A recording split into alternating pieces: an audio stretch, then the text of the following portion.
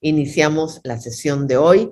Gloria, bienvenida. Gracias por compartir con nosotros. Muchas gracias. Gloria es la presidenta primera de la Federación Sexológica de Argentina, está asociada a la Federación Latinoamericana de Sexología y a la Sociedad Mundial de Sexología. Trabaja en el Hospital de Día Clínica Psiquiátrica, ofreciendo talleres de crecimiento personal, sexología, además es docente de sexología y gerontología a nivel universitario y coordina grupos de estudio, encuentros y talleres. Muchísimas gracias, Orly, muchísimas gracias.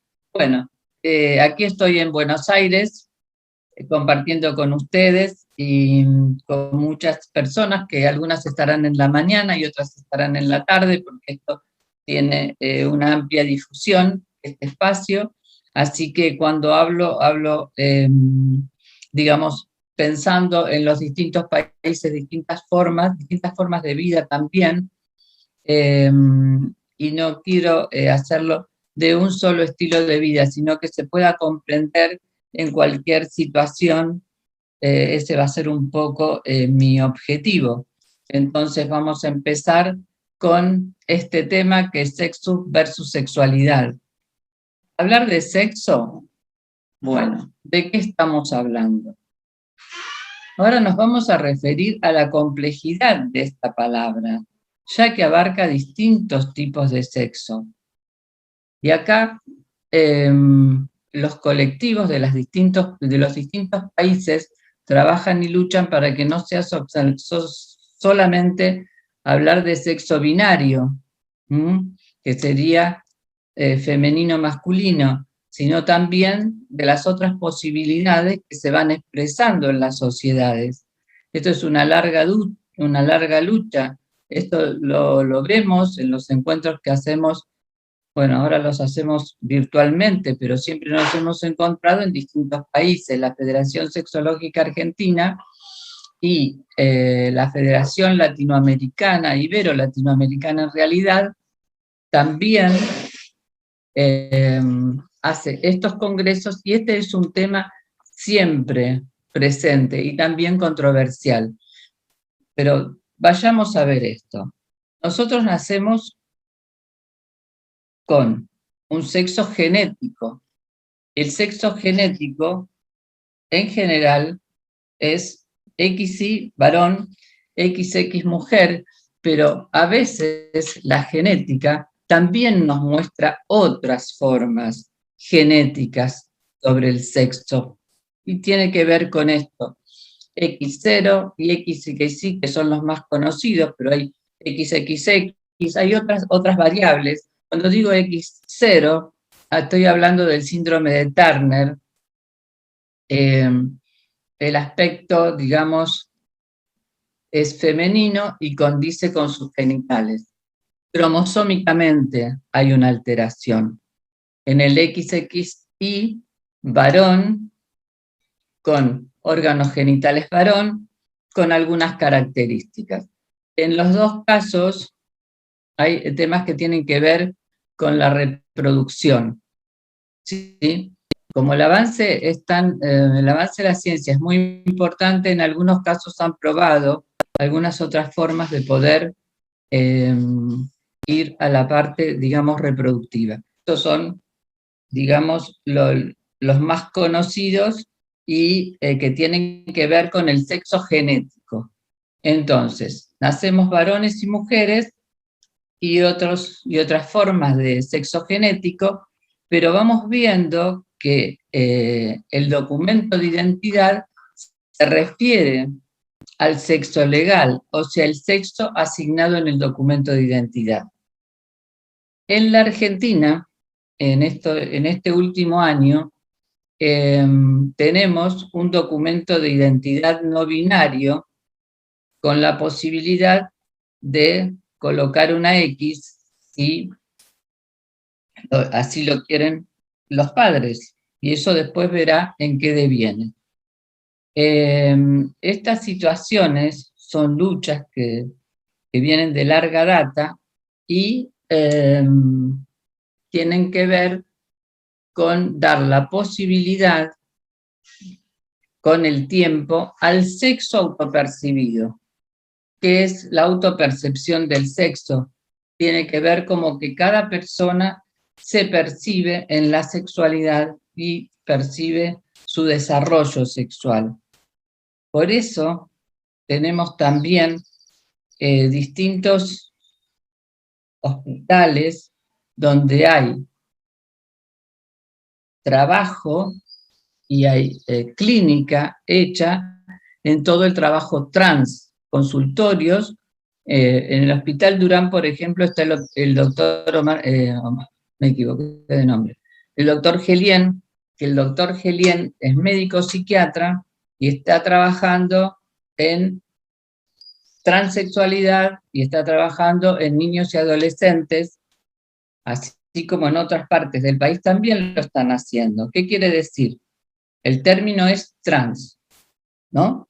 Entonces, se lo utiliza como término que engloba a todas aquellas personas que no presentan una correspondencia entre sexo y género. Y ahí vemos transexuales, travestis, transgénero. ¿Y qué pasó con la historia de muchas de estas personas? La historia de estas personas, muchos años atrás, y en la actualidad también, son violentados por no concordar su apariencia con su sexo de nacimiento. ¿Por qué digo se ven violentados? Porque a veces les niegan derechos, aunque hay derechos y están las leyes, muchas veces son como discriminados, aunque está la ley para la incorporación en el trabajo y en los distintos organismos de personas travestis, trans, y tenemos que entender que esto es un derecho a las personas a manifestarse como están sintiendo que les está sucediendo. También, las luchas no es solamente en Argentina, ¿no? Conozco muchas personas de España que lo están haciendo, muchas personas de otros países, de infinidad de países. Lo que pasa es que por ahí es distinta la aceptación en los países de larga data o en la aceptación de los países escandinavos. Quizás estos temas no están tan controversiales como en Argentina o como países latinoamericanos.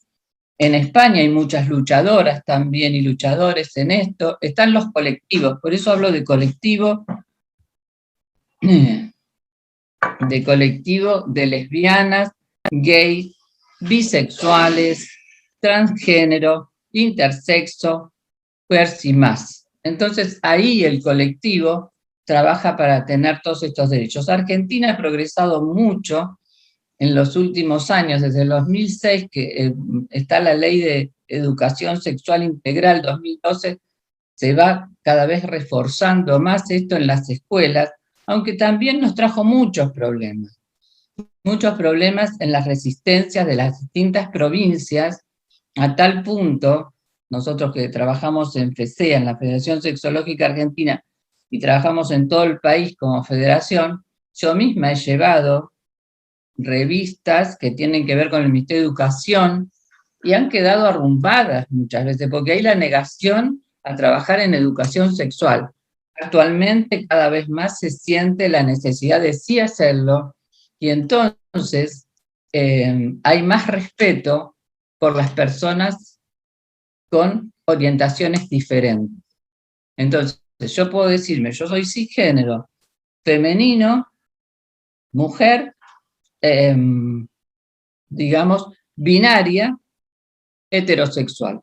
Otra persona puede decir que es bisexual, mujer o varón, con cómo se asume. Cada uno se asume y tiene derecho a hacerlo, dentro de las normas y normativas que tienen que ver con los derechos humanos y el respeto por las personas. Entonces, digo acá. Entonces, este es el doctor Gelien, Adrián Gelien, que escribió este libro Cuerpos Equivocados, que está bueno, tiene unos años, pero es como también mostrar cómo fue evolucionando este concepto. Por ejemplo, las personas trans tienen un espacio donde expresar su sexualidad, donde se sabe que pueden estar, y si quieren ejercer ellos este derecho sobre su cuerpo, lo pueden hacer.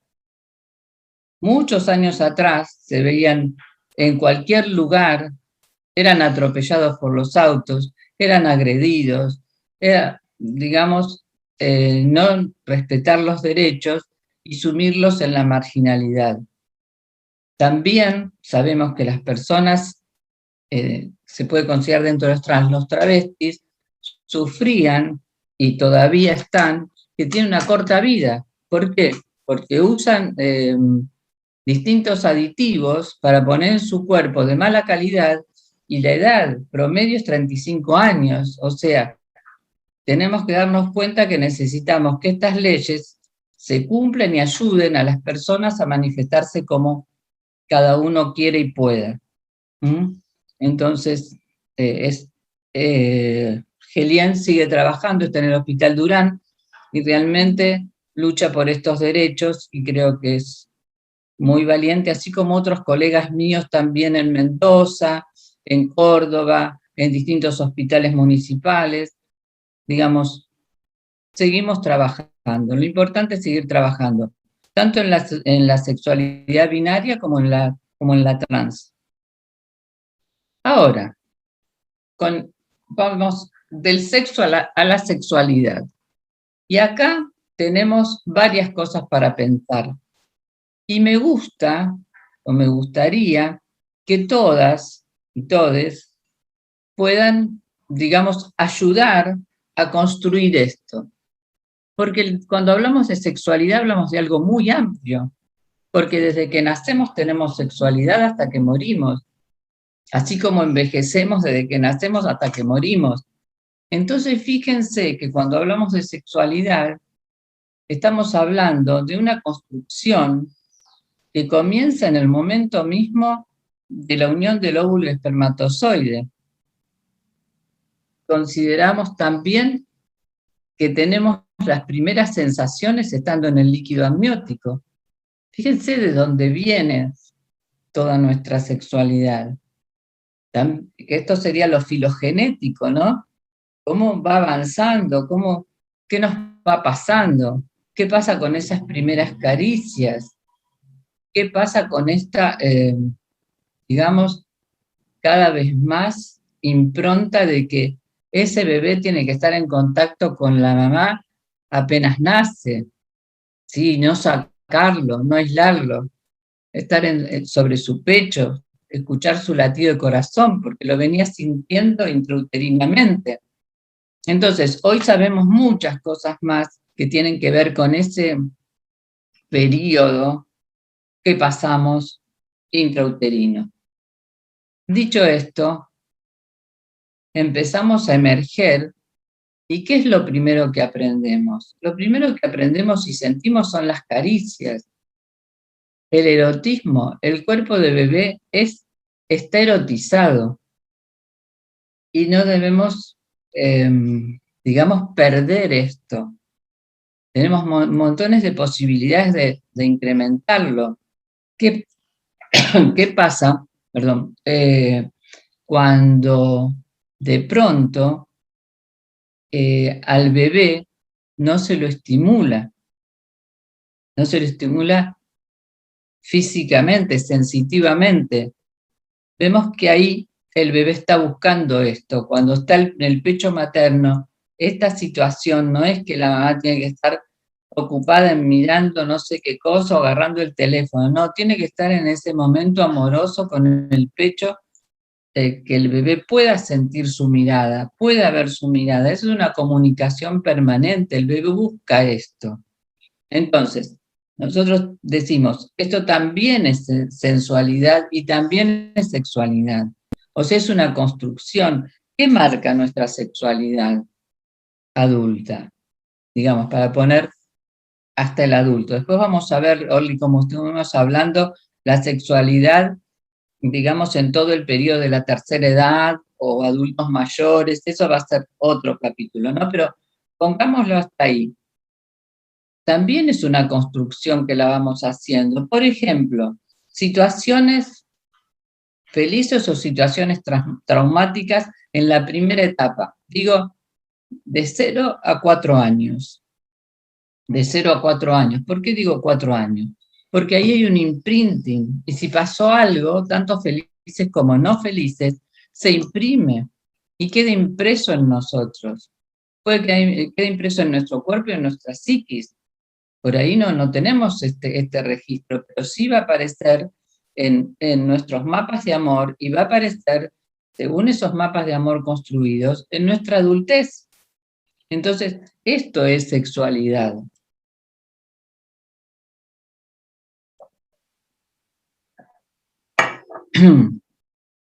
Muchas veces los niños y las niñas, en una edad temprana, 3, 5, 4, se frotan en la pierna de alguien, o se frotan porque hacen caballito, o un almohadón, o lo que fuera.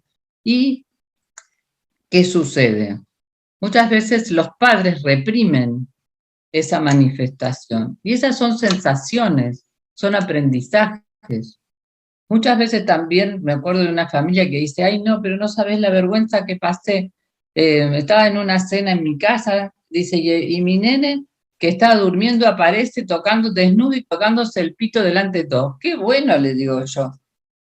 Me dice, no, pero fue un error, lo retamos y lo sacamos volando. No, déjalo, él estaba manifestando, ¿entienden? Esto es como algo natural. Entonces, yo me acuerdo en varios momentos, pero unas escenas muy lindas en Biarritz, en un campo nudista, en una playa nudista, cómo disfrutaban los padres, los niños, todos jugando a la paleta, sin que nada les importe. Nosotros, como latinoamericanos, tenemos muchas restricciones en nuestra cabeza. Y tanto en España, en Francia, en algunos lugares donde yo he recorrido, también en algunas de las islas del Caribe, no tienen esta restricción, no tienen esto en la cabeza, y no importa cómo estén los cuerpos, disfrutan de eso, pero ¿qué disfrutan?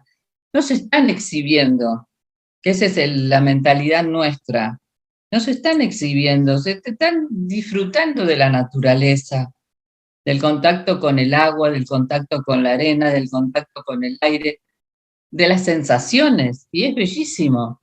Entonces, lo que nosotros nos ponemos como restricciones son nuestros propios mapas de amor, esos que están restringidos desde el principio, esos que están restringidos en nuestra cabeza, o esas situaciones de violencia también, porque cuando un niño es reprimido o castigado por esto, también queda como lo malo que estoy haciendo y la culpa.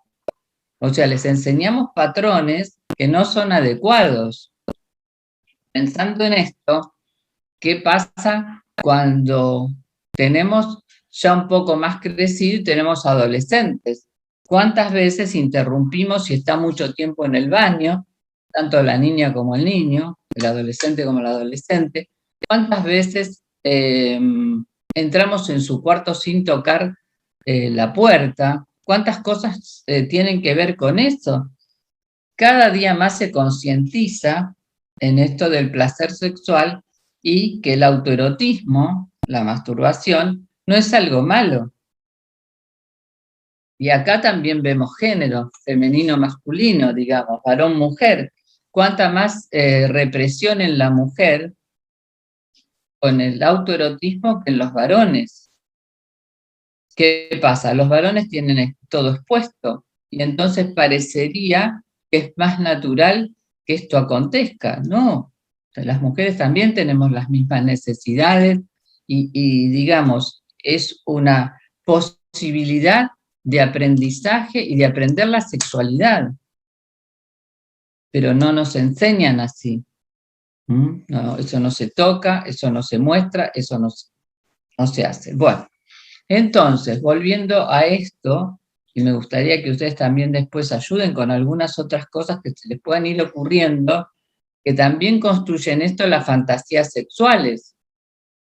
Las fantasías sexuales disparadas por lo que sea, por un cuento que uno se hace, por una imagen que uno vio, por algo que le llamó la atención, por lo que fuere. Entonces, también se construye con el erotismo, las fantasías, y con cosas que tienen que ver con distintas formas de acercamiento a lo que quieren conocer. Y en esto sí yo tengo que decir que hay que ser cuidadoso con los niños, donde se meten en los sitios, en todos los sitios que hay en el mundo, que algunos no son muy aconsejables, algunos no son muy buenos porque hay gente detrás de esto que aprovecha esa situación con los niños para erotizarse. Entonces, yo le digo a los padres, y me parece que es bueno que los padres también cuiden esto, en dónde están, dónde se meten, qué miran, observar un poco en esta infancia, en este periodo de 6 a 12 años, que son los periodos de identificación materna y paterna, masculina y femenina, materna y paterna, que estén observando, porque ahí aparece mucho la curiosidad sexual. Y hoy hay muchísimas oportunidades de hablar de esto, o sea que, digamos, así como obtienen información, también pueden tener información distorsionada. O situaciones de abuso, que situaciones de abuso no son de violación, sino situaciones de abuso, quiero decir, situaciones de ser tocados por alguien inadecuadamente. Entonces, el respeto por el cuerpo es una de las principales oportunidades de darlo en la ESI, y esto lo están trabajando, pero en la casa también lo tienen que reforzar, ¿sí? Porque los primeros educadores son los padres, desde que nacemos. Entonces, la escuela refuerza, pero nosotros tenemos que estar atentos a esto. ¿Por qué? Porque esto también, un chico abusado en su etapa adulta o en su etapa adolescente, también lo va a sentir. Algo va a suceder. Y si no lo recuerda, a mí me ha pasado en distintas oportunidades, las dificultades de, me acuerdo, una adolescente no, adulto joven, 25 años, que no podía conectarse con los varones, decía, no, pero yo prefiero que no, tenía mucho rollo con conectar con los varones. No, porque, ¿qué pasaba? Tenía baja autoestima y decía que no gustaba, y era preciosa, es preciosa. Pero decía que no, y investigando, ella no se acordaba haber sido, digamos, en ningún momento dijo que le pareció que había sido abusado, que había sido violentada. No había. Y un día unió una situación que había vivido ella de 9 años, la madre la había dejado en la casa de unos amigos que tenían varones. Los varones tenían 13 años, 11 años y uno más chico. Pero el de 13 años, ella estaba acostada y se le lanzó encima. Esa percepción de ese cuerpo, ella, como lo refiere, infiero que tenía el pene erecto, porque justamente es lo que ella después no podía pensar. Pero ¿qué pasó? Se echaba la culpa a ella. Se sentía ella como, ella estaba durmiendo, no estaba provocándolo, pero ella tenía ese concepto, esa percepción, con lo cual le dificultaba los vínculos con las personas del otro sexo. Entonces, eso también es una construcción. Entonces, todo esto, que tiene que ver con la sexualidad, también tiene que ver con la comunicación. La sexualidad es comunicación. Y es importante que nosotros podamos darnos cuenta cómo nos percibimos nosotras mismas, pero también cómo percibimos al otro. Cuando digo el otro, piensen todo lo que les he dicho antes. Puede ser una relación bisexual, una relación transexual, como sea, creo que amplio.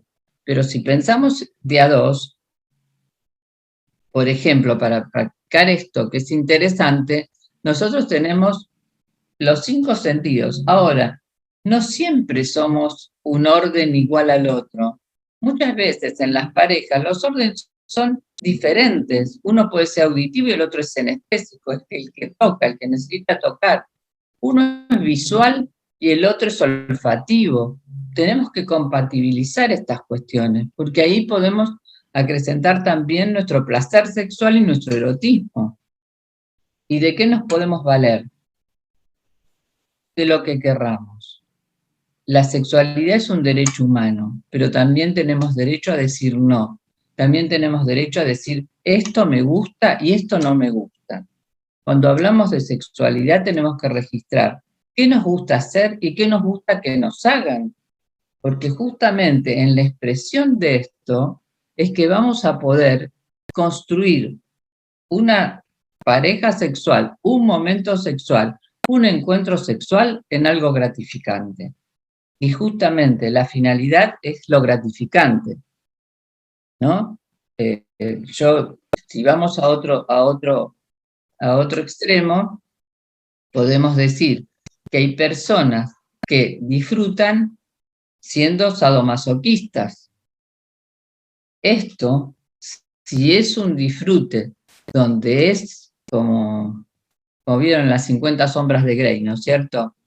Que muchos de ustedes lo habrán leído, habrán visto en la película. Si es algo que no inflige, digamos, la salud, digamos, que están de acuerdo, que se hacen acuerdos, que se quiera hacer esto como juego, es un tema. Ahora, cuando pasa muchas veces que se han visto cuerpos quemados con cigarrillos, cortados, etcétera, etcétera, esto no tiene que ver con salud, tiene que ver con una salud distorsionada o un mapa de amor distorsionado. Y esto también puede ocurrir. Siempre cuando uno dice que quiere entrar en un vínculo sexual, sea un vínculo sexual ocasional o sea un vínculo sexual formal o lo que fuere, tiene que saber qué es lo que quiere y qué permite. Y esto habla también de la autoestima, por eso es tan importante empoderarnos de nuestra real sexualidad, sea varón o mujer, y saber qué queremos y saber qué no queremos también. Entonces, esto es la construcción de la sexualidad. Me gustaría que si después quieren, agreguen cosas, cuenten alguna historia, si quieren, como quieran. Seguimos adelante, avanzando. ¿Te parece, Orly? Entonces, vamos a ver qué es la salud sexual. Es un término más actual y tiene que ver con esta definición de la OMS. La salud sexual es un estado de bienestar físico, emocional, mental y social en relación a la sexualidad. No simplemente la ausencia de enfermedad o disfunción o discapacidad. Implica la posibilidad de ejercer una vida sexual plena, saludable, placentera, que esté de acuerdo a la propia orientación sexual e identidad de género, sin discriminación, sin riesgos para la salud, sin miedos ni violencias, o sea, respetando los derechos humanos. Yo acá tomo el concepto de salud sexual positiva y la manera de expresarla y la satisfacción para uno mismo y para el otro, o los otros, o leotres, haciendo que las personas se encuentren una forma de vivir en plenitud. Acá es cuando vamos viendo en este 2020 que llevamos 2021, en pandemia, que hay que considerar el momento actual, porque hay modificaciones y alteraciones en este proceso. El 2020, desde el inicio, comenzó a azotarnos este enemigo inesperado llamado COVID-19. Y en la Argentina todo cambió. Estamos todavía en la DISPO, que la DISPO es esta situación de distanciamiento social.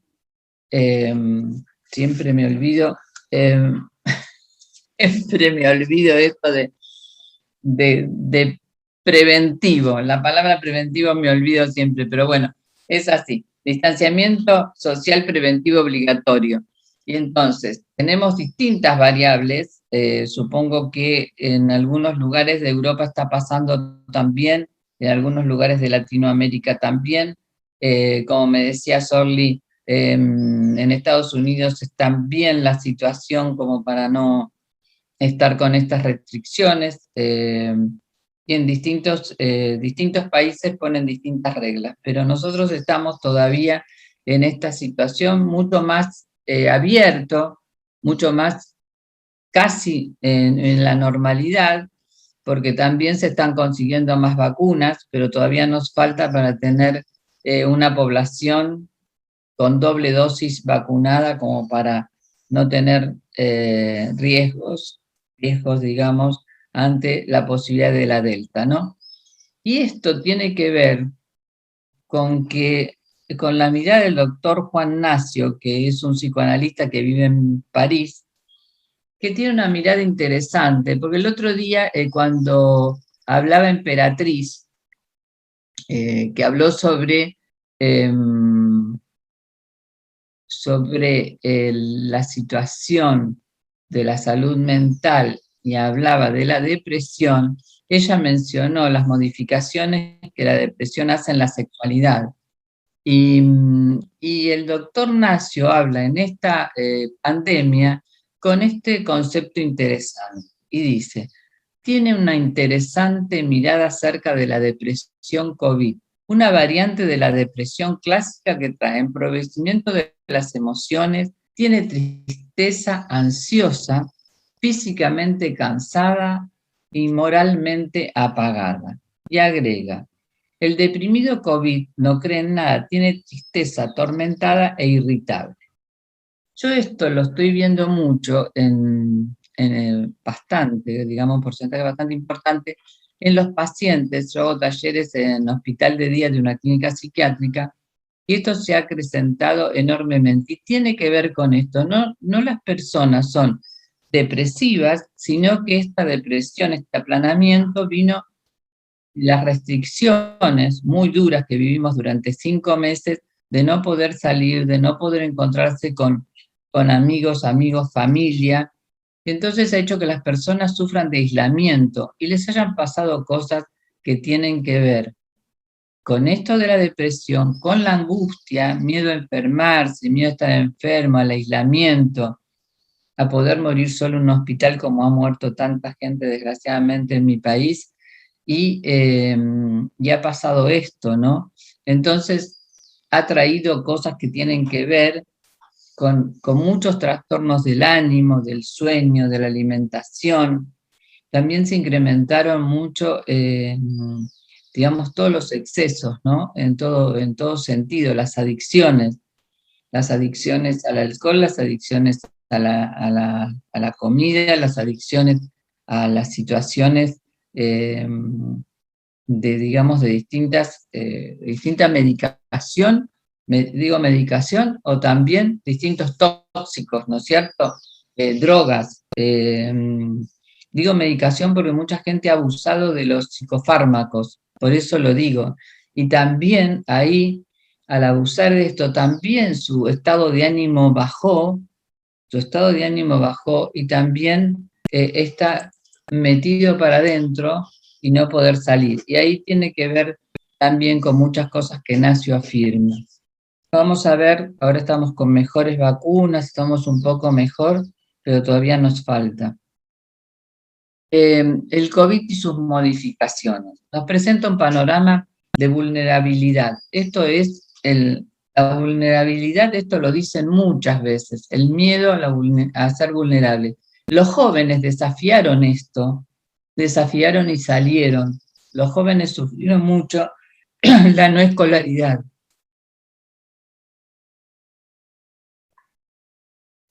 El no encuentro con sus amigos, las no reuniones, pero los adultos mayores sufrieron esto por el miedo a salir y por el miedo a morirse, que fue la primera etapa. Por eso digo que ahora estamos mejor. El mundo vive una transformación, esto es desde lo biológico, lo psicológico, lo espiritual.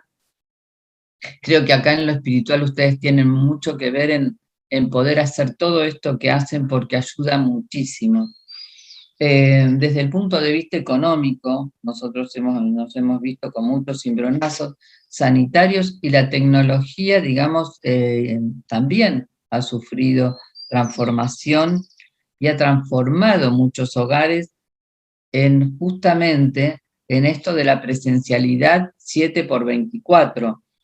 Esto modificó a familias, modificó vínculos, modificó relaciones, a tal punto que esto de que la tecnología nos dé la posibilidad de seguir trabajando, pero también estar en un mismo ámbito forzado, nos trajo muchos problemas en las parejas. He visto parejas separarse, parejas que, claro, se veían a la noche o a la tardecita, se encontraban, todo bien, cenaban, todo lindo, pero no sabían qué era convivir, porque hacía muchos años que no se veían en el día. Entonces acá hubo separaciones, bastantes, malestar, problemas con los hijos, problemas de vínculos, problemas de relación. Entonces la tecnología nos posibilitó muchas cosas, pero también también nos dio algunos temas como para enfrentar y pensar. Y esto creo que es lo que estamos trabajando. Estamos viendo los coletazos de todos estos meses que llevamos en esta pandemia. Y, a ver, ¿cómo vamos?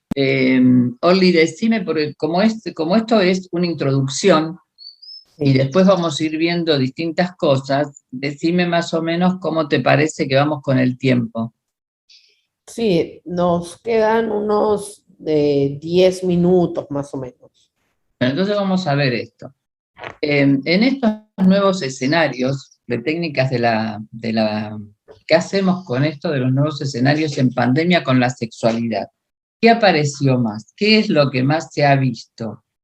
El deseo, el tema del deseo sexual. El deseo sexual es uno de los temas y una constante en las consultas sexológicas. Y no solamente me pasa a mí, sino nos pasa a todos mis colegas. El tema del deseo es como central, es como si hubiese un achatamiento del deseo sexual.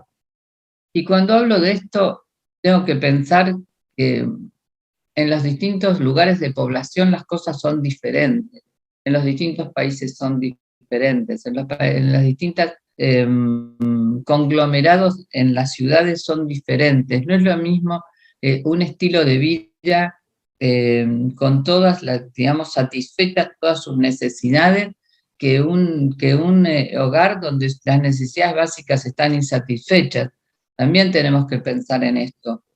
Es muy amplio hablar de la sexualidad. Hay lugares donde solo les queda tiempo para poder ver cómo van a comer y si pueden comer al día siguiente. Y hay otros lugares donde tienen todo esto satisfecho y buscan otras cosas. Dentro de la sexualidad se incrementaron muchísimo los sex shops. Es impresionante, digamos, el enriquecimiento, y está bien, digamos, porque es también una oportunidad de vender otras cosas como negocio. Digo como negocio. Y se ve, la oferta, bueno, es virtual, pero también se ven negocios específicos de sex shop donde antes no los había, ahora los hay. ¿Por qué? Porque justamente las consultas están puestas en el deseo sexual. Y muchas veces en este deseo sexual buscan algo que los despierte. Buscan ofertas. No está mal, está bien, lo consultan, vemos y vamos adecuando. Y esto, adecuando, ¿por qué digo adecuando? Porque a veces uno quiere y otro no quiere. Entonces hay que poder transar, poder, digamos, acordar, no transar, acordar con el otro qué me gusta y qué no me gusta. ¿Mm? Entonces, ahí vemos el tema del deseo como una pregunta constante. No tengo ganas, estoy cansado, el trabajo me va mal, u otro dice, no, yo estoy bien, trabajo bien y todo, pero estoy todo el día en mi casa.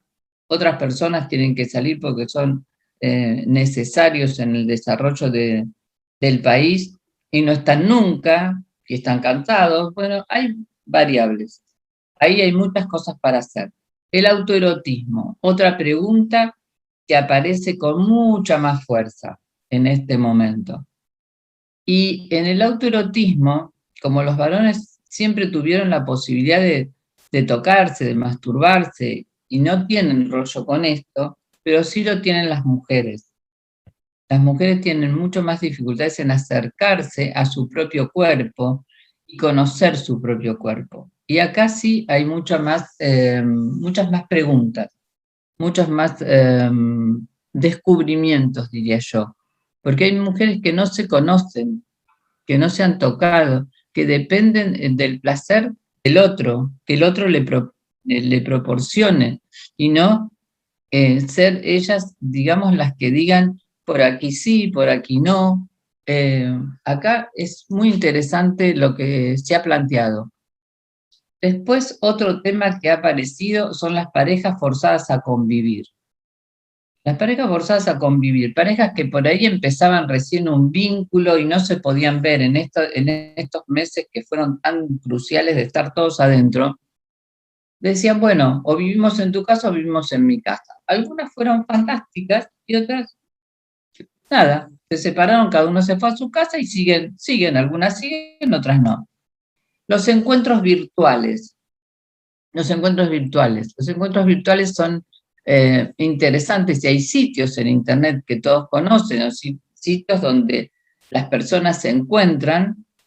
Ahora aquí tenemos que pensar qué queremos con esto. ¿Queremos encontrarnos para tomar un café y saber de quién se trata? ¿O queremos entrar en vínculos sexuales eróticos, ¿no? El sexting, por ejemplo, el encuentro, digamos, solamente para darse placer. Esto es algo que acuerdan. Y bueno, ¿y qué pasa con los adultos mayores? Sexualidad es algo que nosotros vamos a ver en otro capítulo. Gloria, muchísimas gracias y qué suerte que tenemos de tener a profesionales pues tan extraordinarios como Gloria que nos vienen a educar. Muchísimas gracias, Gloria. Muchas gracias a vos, Orly, y también a todos los participantes. Me encanta que me pregunten, preparen preguntas para la próxima. Si les quedaron cosas que tienen que ver con esto, pónganlo, seguimos hablando. Es un tema muy enriquecedor, muy interesante, es nuevo. Son cosas que van apareciendo en la sociedad, como vos dijiste, de los baños, por ejemplo. Que tienen que ver con esto, que entre un sexo, otro sexo, y que no tengan estos tabúes tampoco, digamos como más natural la aceptación, ¿no? Que en definitiva tiene que ver con esto, el reconocimiento y la aceptación. Así es.